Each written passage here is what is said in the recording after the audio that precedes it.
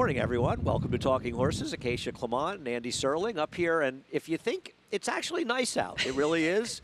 But the third floor at Belmont, as many of you may know, and many of you have been up here, the third floor at different times, it's like a different world. I'm dying right now. I really am. The wind is coming behind us, and the stress has an open back, and so it's just getting a nice chill throughout the show. So. In case anyone's wondering, I don't have an open back. I'm just letting you know. Acacia does. It would have been fun if we were matching today. Yeah, you know? I considered that outfit, but something happened, and it wasn't back from the dry cleaner. Anyhow, let's head over to NYRA Bets. We do have 10 races to talk about today, and a lot of good stuff to talk about as well. Belmont Stakes coming up just a week from today, really 6 days or 5 days until the official opening of the Belmont Stakes Racing Festival. Use the promo code Belmont25, and not only do we have the $200 sign-up bonus, we'll also give you a free $25 bet on the Belmont Stakes or on the Belmont card for that great card, which will be drawn on Tuesday, by the way. And I know Acacia's very excited that she'll be taking over the draw duties with Greg Wolf this year. I'm personally heartbroken that I'll be missing it, but I'll be catching it on YouTube, or not. I've hosted the Belmont draw before, but the first time Greg and I will do it, and there'll be some fun surprises this year. Okay, there you have it. What else do we have here to go on? I'm just going to stay out of that conversation. Race 5. No. Oh, the carryover, yes. pick 6. I was thinking that was the extra pick 4. It looked like the, you were just so excited about the middle pick 4. I know. Yeah. I got ahead of myself. Almost 35,000, and something we commented on in the show yesterday that it felt like a card that could easily carry, and it did. There were some surprising prices. Not that the winner of the 8th race was easy, but I don't know how a horse like that pays almost $50. Yeah. There's 2 days in a row there were big priced horses that were not easy horses to have, and not even horses I particularly liked, but they were slightly higher than they should have been. The middle pick 4, now we'll get to that. That's race 4, right before the pick 6 carryover. 3 pick 4s today, 2nd, 4th, and 7th. All right, we have $25 bonus, $75 each on Belmont, Churchill, and Santa Anita. Of course, we'll be showing Belmont and Churchill on America's Day at the Races. And let's see, we got the cross-country pick 5. Belmont, Churchill, Churchill, Belmont, Churchill. We got 4 of those will be stake races. We have some, free-to-play, real prizes awarded. Head over to free2play.nyrabets.com. They're free-to-play games. They're here. Check it out. As it says, no registration required. That's over at NYRA Bets. And 12:30 to 5:50 in case, and that's 5:56. So I don't want any chatter after 5:56. So behave yourself today. Okay, you will be hosting early. Yes. Are you in the You're also in the paddock a little later? Yes, paddock for the late pick 3. All right. Okay. Back to business. Race number 1, and I think the key for race number 1, though clearly not a lot of horse players because Baby Sox is currently even money, but let's go back to March. And you were not here, so you don't know what is similar to this race to the horse that I selected in here, but Baby Sox lost an almost unlosable race this day 2 back, and then went down to Laurel at 2-1 and lost again. This horse can win without my money. I picked her second. Her second. I get it, but man, it's a tough one to pick, Acacia. It is, and obviously, yes, I was not here, but watching those last races, I mean, she was clear, as you can see, and ended up getting run down. She was 20 cents to the dollar. They tried the blinkers, which was her first time in the Rudy Rodriguez barn, too, and she went over to Pimlico. And to be fair, she was 3 wide throughout in the Pimlico race last time, and she kind of held the best of the 3 late in the race. She ran better than she did 2 back. She ran better last time than she did 2 back. I agree. How's that going to transfer? She's going to be a short price. I tried to beat her. I just feel that you're compelled as a player to take somebody else, and that somebody else is not Valentina, who clearly can win. Yeah. I think she found her chance last time. You're going to take Irish Empress. I am. Irish Empress, it's interesting. So she had a 5-month layoff. They took the blinkers off, and she went on the turf last time. It was just a lot of things going on, and she broke out really badly, kind of hitting the gate, bumping into her neighbor, was totally sawed off at the beginning of the race. And prior to that, she'd had a little bit more positional speed. 2 back, she was kind of pressing the pace and between horses and didn't look 100% comfortable. So the blinkers go back on. She's back to the dirt, and she gets a little class drop. So I don't know if it was an experiment to see if she could run back to that August race on the turf last time. Obviously, now, for whatever reason, she's not a turf horse. I just think this is the right place for her. Dylan Davis has really turned a corner, which has been good to see after he'd had, I think, what, 20 second place finishes and then a couple wins yesterday. So I thought she could kind of be right behind the Rudy Rodriguez horses. Yeah, I get it. I'm not going to be shocked. I'm not going to be shocked by anybody in here. And I think somewhat price is your guide. The analogy between Touche, who I picked, the number 7, is that Dalton Brown rode the horse that beat Baby Sox back on March 19th. And I'm going to try to do it. I'm going to try to pull off the Dalton Brown double. I got him home yesterday in the 3rd. I got him home. Son of an X, yeah. I thought he was going to be close to his 10-1 morning line. Apparently, I wasn't the only one that liked. He paid 5-2.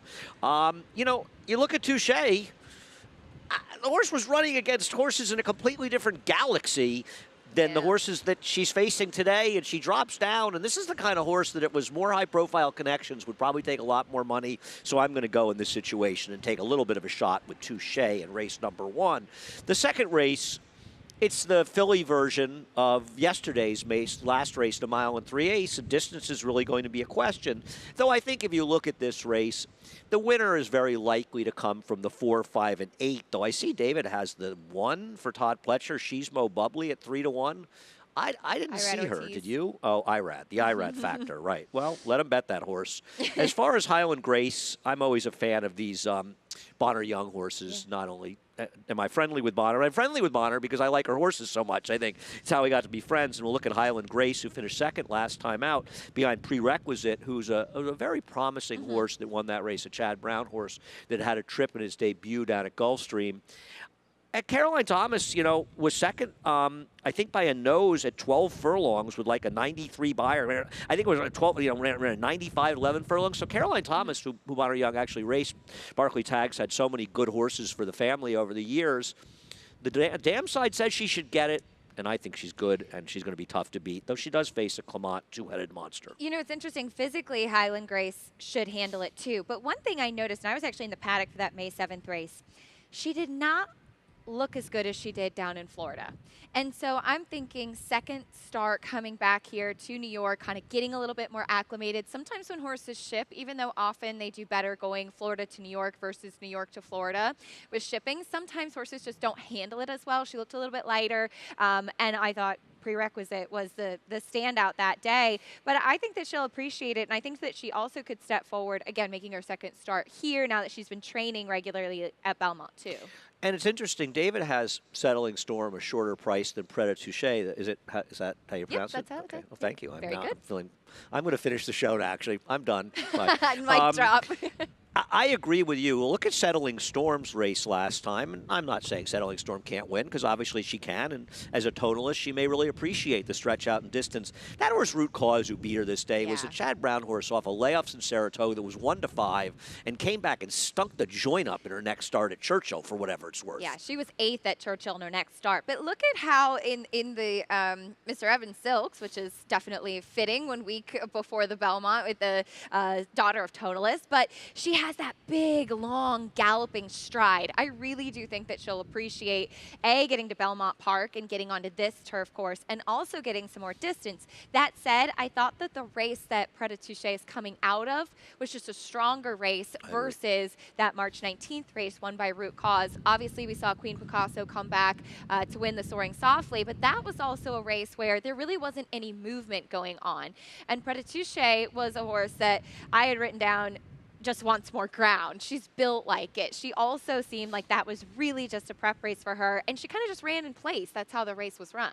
And yeah, very much so, I agree. And you look at it and you see a War Front, and maybe War Front 11 furlongs, but the Dam side, the Dam won at 10 and 12 furlongs at Noss over in Ireland, so the Dam certainly is a positive for going long. Race number 3, we lost a major player when Truculent came out. It also took a little bit of the speed out of this race, and this is one, and I think you kind of mentioned it yesterday when we were on the show, that it's a little hard to trust too many here. You've gone to Cool Quartet, who can win, but I can't. I'm just in these races especially. I'm not picking Irad Ortiz's horse, nothing against Irad, but they're all just way too short a price, and I've been learning my lesson. slowly but surely, because I don't look enough at the riders sometimes, and all the IRAD horses are just overbet. It's true. And I think a reason that you don't really look at the riders here in New York is because we have such a deep jockey colony. Sometimes it doesn't even really matter. You have such a deep bench to choose Right. from. That said, I had initially picked Cool Quartet wanting to just take a little shot against Truculent, who I thought was going to be the favorite. And would've I been. just kept him on top. He ran okay last time. I don't think that he loved the kickback and being a little bit further off, kind of leaning out after the break and getting back onto a fast track. Yeah, he's going to probably be the favorite now with the Red Ortiz aboard, and we'll see. That I had a really tough time with this race. Yeah, well, I mean, I don't. The horse can absolutely win. I will say one thing: the scratch helps Musical Heart, Yes. who didn't run that badly last time, and with the scratch of Truculent, Musical Heart's in a controlling position. But at least my horse Jumpster, and I don't totally trust Jumpster, but it's Randy Persaud. You just never really know. Sometimes they run well, but you go back to the race 2 back. He ran fast enough against tougher horses to be competitive here, and also, I understand it's not a rider that gets a lot of opportunities, but going to be a bit of a price here. And isn't that slow? Joey Martinez can have him in the game, so I don't mind sticking with him. I stayed to more forward horses with Musical Heart and Jumpster to price. The horse, listen, I get it that Caribbean can win.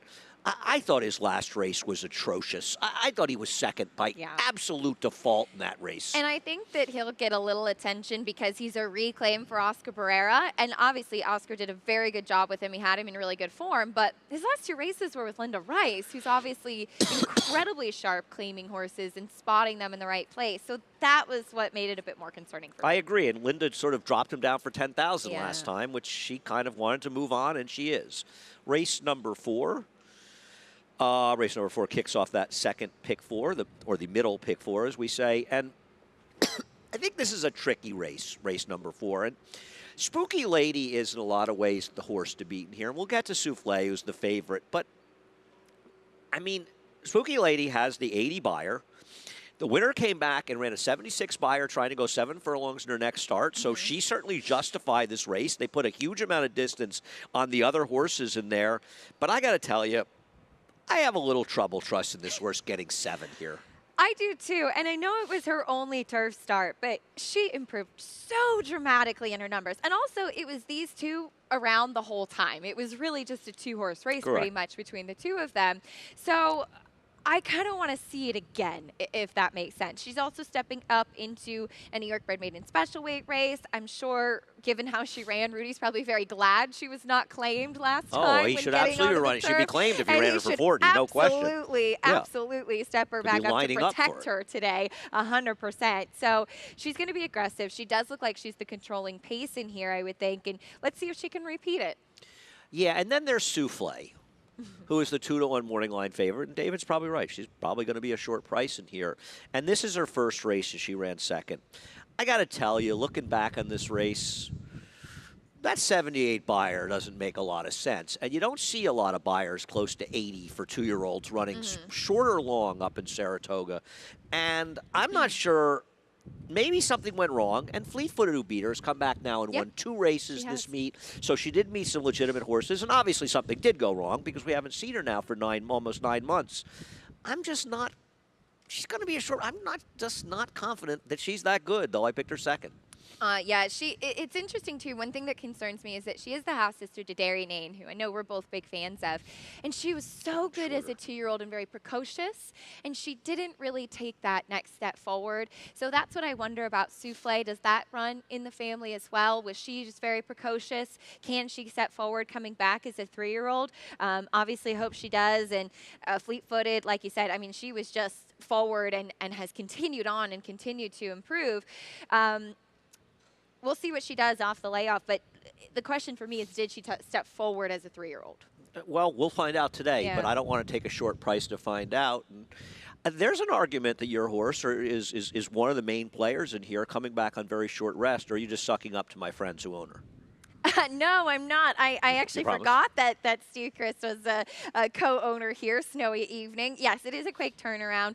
You were pulling a little Robert Frost the last time she ran, right? Yeah. Snowy Evening, who finished third to Loon Cry, was the favorite that day. I thought that she actually finished well, closing outside. And one thing about her is that I know she could get the 7 furlong distance. Thought that she ran well at it last time. Physically, looks like she should handle it. She's one that seems to improve getting back on the grass, and just thought that this could be a good spot for her. Yeah, I don't disagree. I think she's a very logical horse. Part of the question you have to ask yourself is how you feel about coming back on the short rest. Right. If you feel that'll be an issue, we'll see. If Dave Donk's not worried about it, then I'm not worried about it. What's the last line? Miles to go before I sleep. Mm-hmm. Yes, that's a great poem. You're right. It's my dad's favorite poem. Soretta.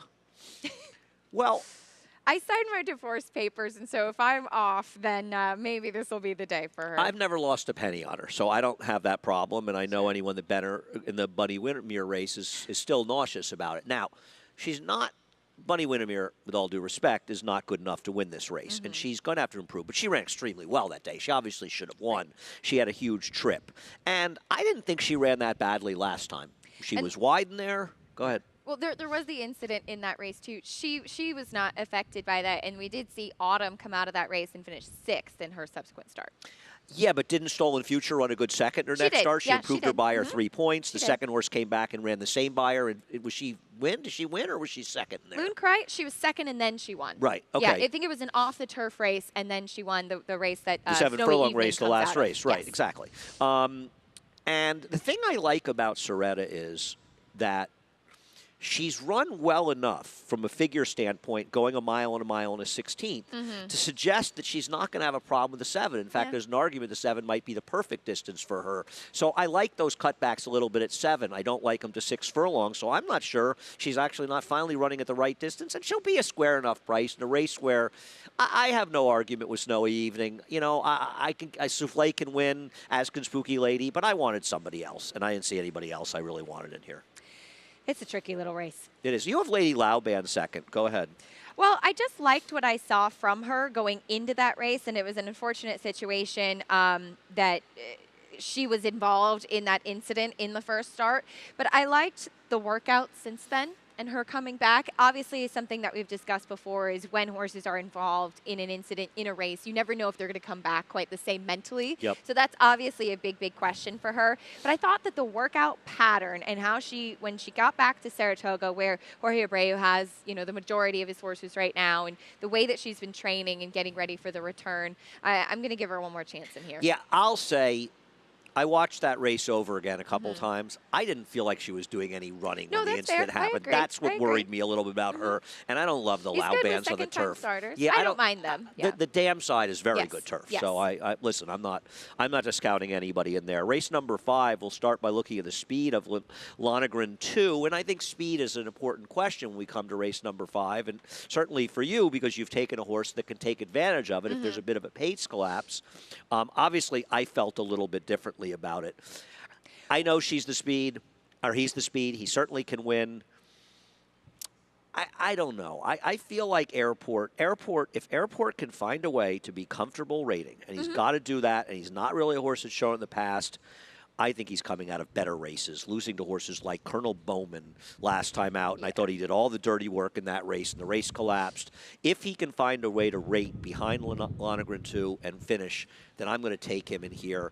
But I do understand the thought that the race may fall apart, and I have your horse second. That was my hope, and I thought First Deputy could be a little bit of a price in here, and certainly no offense to Jason Wyas. He obviously guided this horse to a victory his last win, but picking up a journeyman and getting Trevor McCarthy aboard, he comes back to the $25,000 level. He was facing significantly tougher, even Listen to Your Heart 2 starts back where he finished 4th in Prince of Pharaohs, just running against much better horses recently, and I do hope that there's a little bit of a meltdown. You never know around here, but one thing we do know is Lonergan 2, unless something happens at the start, he's going to the front. Right. So there will be some pace. And the logical horse, and we are going to have to pick up the pace a little bit here, is No More Talk. If you're looking for a closer, and we'll show No More Talk winning last time out.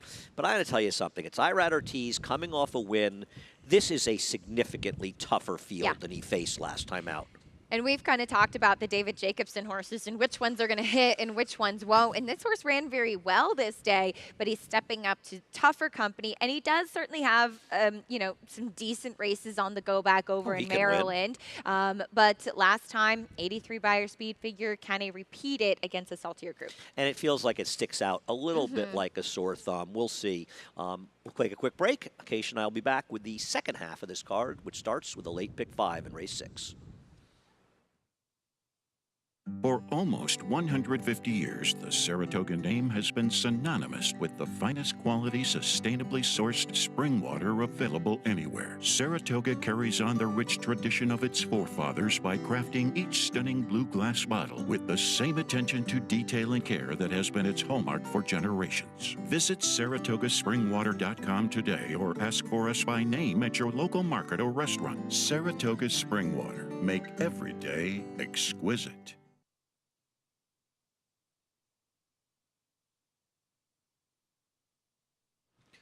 Acacia Clement and Andy Serling, welcome back to Talking Horses, sponsored by our good friends at Saratoga Springwater. We very much appreciate their support. Race number 6. Let's take a look at the race that Gallina Rush and Anna Karenina come out of.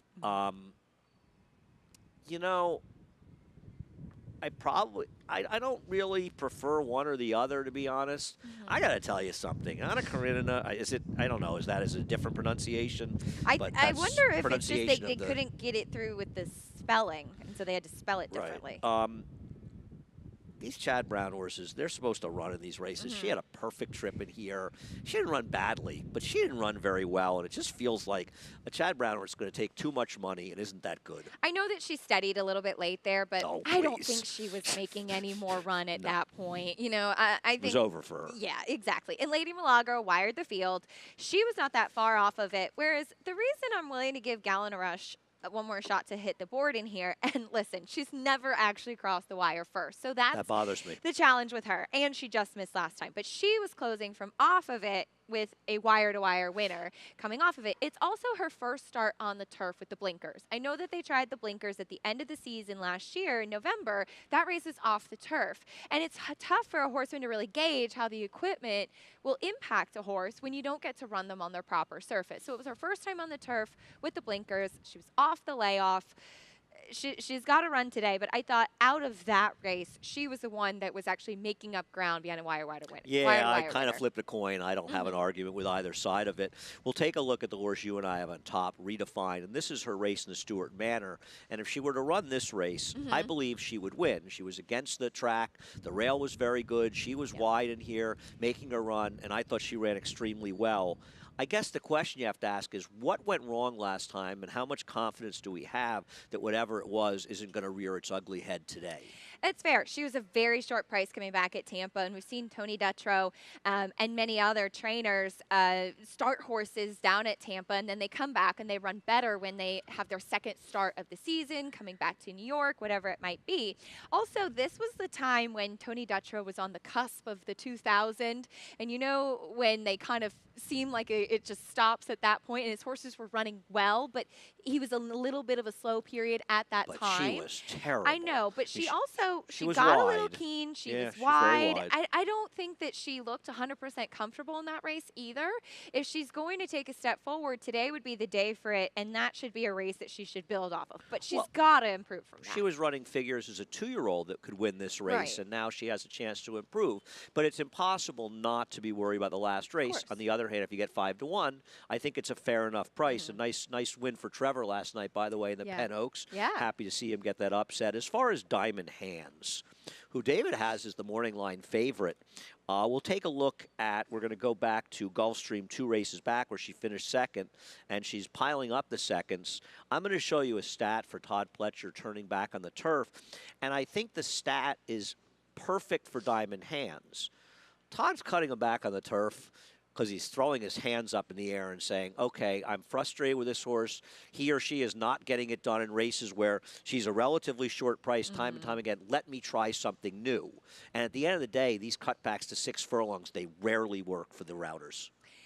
She finished second behind Regal Realm that day, and wow, those are some. And I think it's not a criticism of Todd, to be honest. It's just indicative of the fact that when he does it, it's just like I got to try something different with a horse. Yeah. I mean, a lot of these, it's like blinker changes. They're so often She's getting desperation blinkers too, moves yeah. by trainers and stuff, and they don't work a lot. And I think trainers would say that. Say, I'm just trying something different for a horse that's not working with. It's not like she's a bad horse. Of course. But she's obviously underachieved overall. She's run fine in races. She's fast enough to win this race. She's probably going to win some races. But the reality is, I just don't want her turning back. I'm ready to let her beat me at a short price, especially with IRAD. And yes, and cutting back from 1 1/8 all the way back to the 6 furlongs, the blinkers going on. Clearly, he still wants her to use that speed because it is a good weapon and to sharpen her up a little bit to go shorter. But it's going to be a different type of pace dynamic going 6 versus 9. It's just, I mean, Yeah. I used to, listen, when they first started running all these turf sprints, I was betting turnbacks. They work on the dirt. They should work better on the turf. They don't. Yeah. Turf sprinters are a very specific kind of animal. Quickly on Michelle M., who I have second, you have nowhere. I know it's West Coast, and he's a flatter. Yeah. But the second dam was a very, very good turf influence, and I thought she might fly under the radar, and I wanted to throw her in at a price. Yeah, she That's was all. a multiple graded stakes place horse in the second generation. The dam was up for 2 on the grass, but she did Yep. try it a couple times. We'll see. We'll see. I mean, it's a little bit dubious, but she's going to be a big price. And the thing is, I don't trust any of these horses No, in that's here. fair. So That's even fair. our top pick, I think Yep. she's got some questions to answer. The 7th came up, an absolutely sensational maiden race with a lot of interesting stuff going on. And we'll start with Cumberland, who finished second to Calic, a horse I know you and I like 2 races later in the Pennine Ridge.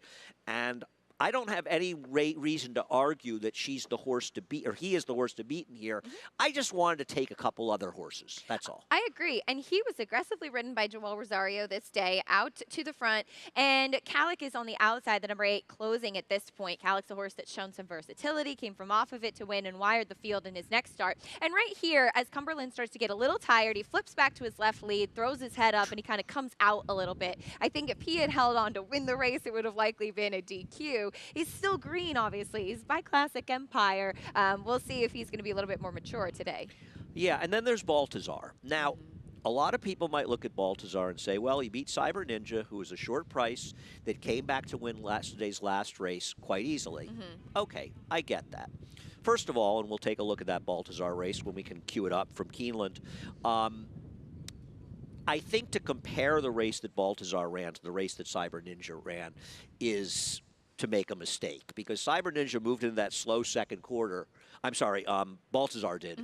And he was closer to the slow pace, whereas Cyber Ninja was making a big move from the back in the slow pace, so ran a lot better. The other thing about him is he's also had his share of chances. And I did not like what I saw from that stretch run there, the way he was really reluctant to switch leads. He was lugging in a little bit. He was a little hard to handle for John Velasquez.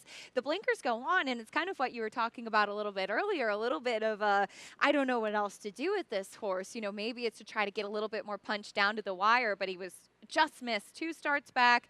He started out sprinting. Now he's going to try the 1/16, a touch more ground. I just kind of felt like I've seen enough of him. Of the horses, and I think we both have him fourth, of the horses that seem interesting in here, he's the one I'm. If he beats me, I'm okay with it. I'm fair with that too. I can't let Cumberland beat me in any multis, but I'll let him beat me. We'll show Fly Rights. I think I'm going to show Fly Rights' I think it was his first debut. race. Yeah, and I'll let- General Jim, who became a Greatest Stakes winner on dirt. Maybe one of the, maybe if not the worst to beat, Yeah. certainly one of the worst to beat. What's going to be a great Woody Stevens next weekend. Talk about him since you picked him as well.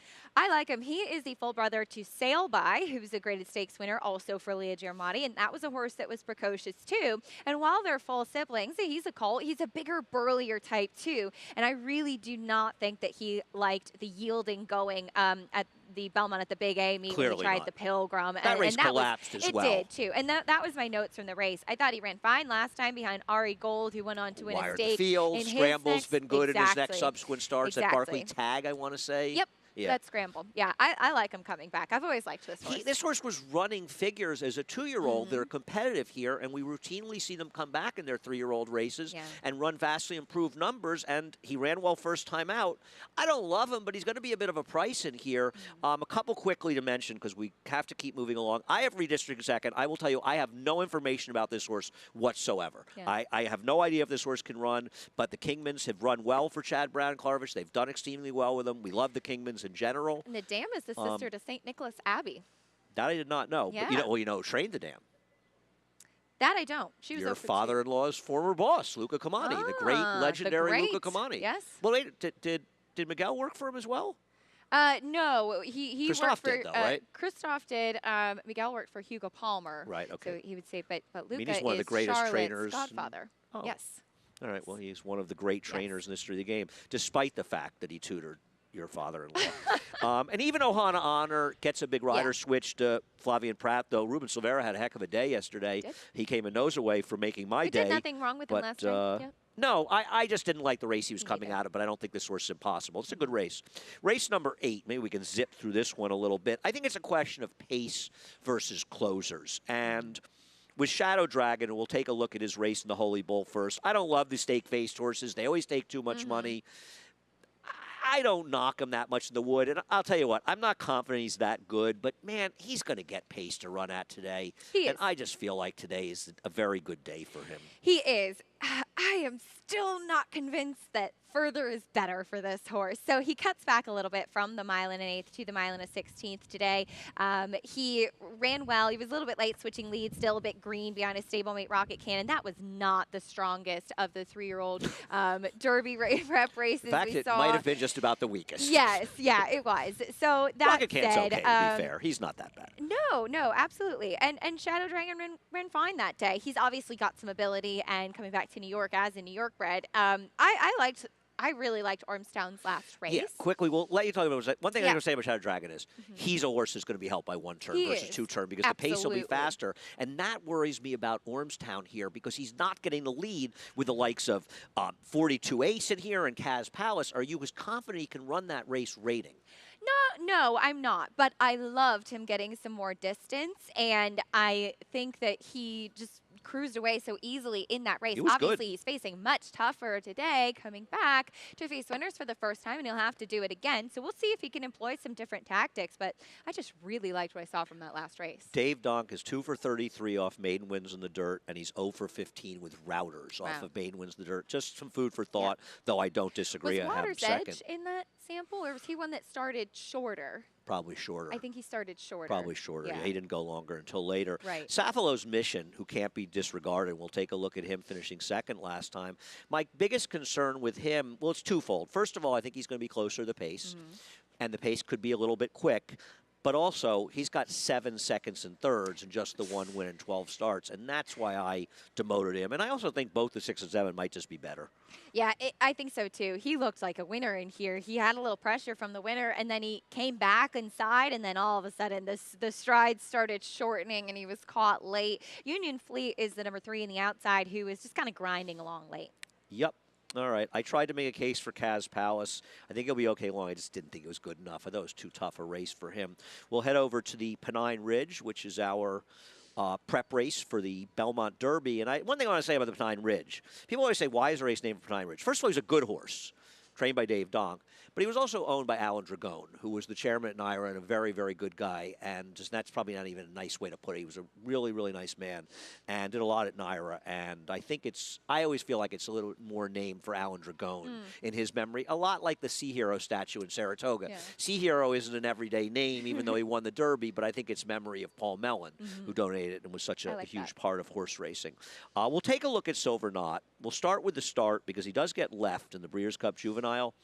And he's obviously good. And I feel like you and I have already talked about him about 3 times on the air. Yeah. So we've had this discussion so many times. He doesn't get out of the gate, and he's a bit of a rail runner. And he's been very fortunate to get through on the inside in these races. And I just worry that that's not always going to be so easy for him. He also did not break well in the Guineas last time, and he does. He comes up the inside, which for a 2-year-old, and to be able to do that, you certainly respect that. And we've seen Charlie Appleby horses do that before. Ottoman Fleet in the Fort Marcy did the same kind of up the rail inside move. And Richard Mullen, who rode that horse, will be aboard Silver Knot here today. And I know it was soft going in the Guineas. It looked like a miserable day. I don't think that he handled and appreciated the soft going as much. Awful. But even though he kind of leapt up at the break and hit his neighbor, he was forwardly placed after that. And The race was forward. It's a bad performance from him. I know Charlie Appleby has been so dominant, and it's been incredible to see which horses he's brought over and have fared well. But I feel like this is one you can try to take a shot against. It's a good field. I'm not strongly against him. I'll tell you what I strongly disagree with. I will be shocked if he's not the favorite. I think so too. I Yeah. was surprised. And I get that David made him roughly the same price, and he made a decision, and his decisions are right an enormous amount of the time.